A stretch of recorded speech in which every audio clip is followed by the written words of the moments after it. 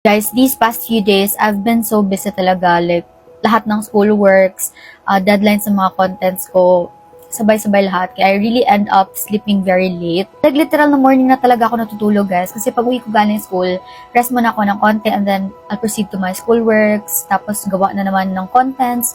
And then, ina-edit ko pa siya, guys. Kaya inaabutan talaga ako ng 3 to 5 a.m. Diba? Sobrang late na nun na. Kaya, grabe, ang lala din ng eye bags ko, guys. As in. Buti na lang I've discovered this eyes uplifting and brightening eye serum from Elona kasi this saved my life. I'm so amazed with this product, guys, kasi look at my eyes now. It's getting better and naglighten na siya, guys. As you can see, unlike before na sobrang dark talaga ng under eyes ko. So, what I do is just put a small amount on my clean fingers and then apply it gently on my under eye area.